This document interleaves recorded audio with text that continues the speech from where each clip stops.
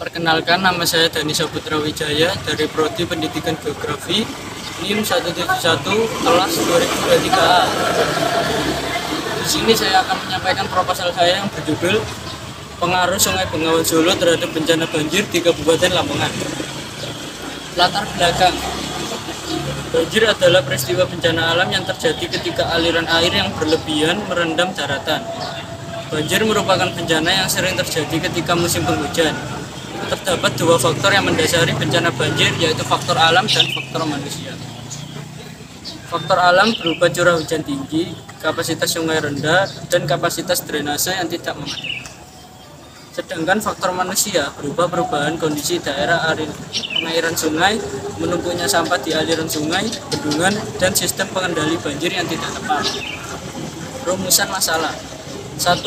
Apa dampak banjir ini terhadap masyarakat sekitar? 2. Mengapa banjir ini terjadi? 3. Apa peran pemerintah terhadap bencana banjir yang melanda kecamatan-kecamatan yang berada di Kabupaten Lamongan? 4. Apa pengaruh Sungai Bengawan Solo terhadap banjir tersebut? Tujuan penelitian mencakup: 1. Agar dapat mengetahui dampak-dampak apa saja yang ditimbulkan oleh banjir tersebut. 2. Mengetahui alasan mengapa banjir ini sering terjadi di kecamatan yang berada di pesisir Sungai Bengawan Solo. 3. Mengetahui peran pemerintah untuk menanggulangi bencana tersebut. 4. Untuk mengetahui pengaruh Sungai Bengawan Solo terhadap banjir yang terjadi di kecamatan-kecamatan yang berada di Kabupaten Lamongan. Manfaat penelitian: 1. Dapat memberikan pengetahuan bagi masyarakat sekitar dan diharapkan masyarakat dapat meminimalisir resiko terjadinya bencana banjir. 2. Memberi masukan bagi pemerintah untuk menanggulangi bencana khususnya di Kabupaten Lamongan.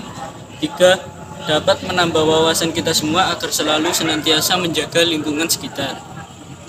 Landasan teori: banjir merupakan fenomena alam yang sering terjadi di suatu kawasan yang banyak dialiri oleh sungai. Secara sederhana, banjir dapat didefinisikan dengan hadirnya air di suatu kawasan luas sehingga menutupi permukaan bumi di kawasan tersebut. Sistem pengairan sungai dapat dibedakan menjadi daerah hulu, daerah tengah sungai, dan daerah hilir. Daerah hulu adalah sebuah aliran sungai yang berada di atas atau biasa disebut pusat sumber sungai, awal aliran sungai, yang terletak di gunung, pegunungan, ataupun perbukitan yang tinggi. Daerah tengah sungai: bagian tengah sungai biasanya terletak di permukaan yang relatif datar dengan tingkat kemiringan yang rendah dibandingkan hulu sungai.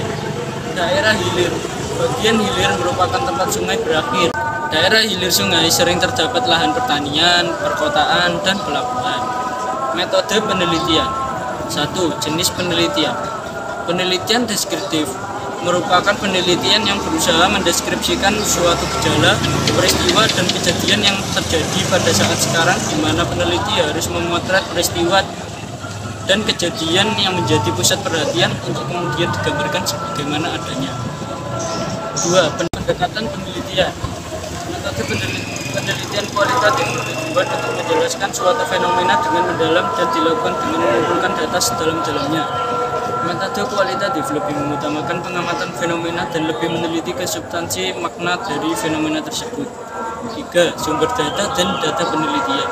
Sumber data yang saya gunakan adalah sumber data sekunder. Sumber data sekunder adalah sebagai informasi yang telah ada sebelumnya dan dengan sengaja dikumpulkan untuk peneliti yang digunakan untuk melengkapi kebutuhan data penelitian.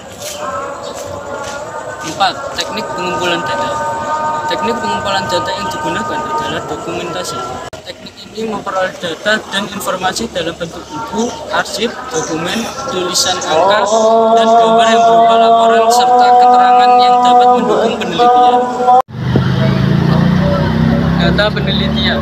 Penelitian ini menggunakan data kuantitatif. Data kuantitatif adalah data yang berbentuk angka, data statistik, dan data dapat dilakukan analisis. Data kuantitatif merupakan metode ilmiah karena dapat diukur rasional, objektif, dan empiris. Metode yang saya gunakan adalah metode deskriptif. Metode penelitian yang menggambarkan fenomena yang sedang terjadi dengan menggambarkan secara jelas melalui dari objek dan subjek apa yang diteliti. Teknik analisis data. Teknik analisis data dalam penelitian ini adalah kualitatif. Teknik analisis ini menggunakan deskripsi untuk hasil analisisnya. Teknik ini tidak berpusat pada jumlah, melainkan pada penjelasan penyebab hal-hal yang mendasari topik. Sekian dari saya. Wassalamualaikum warahmatullahi wabarakatuh.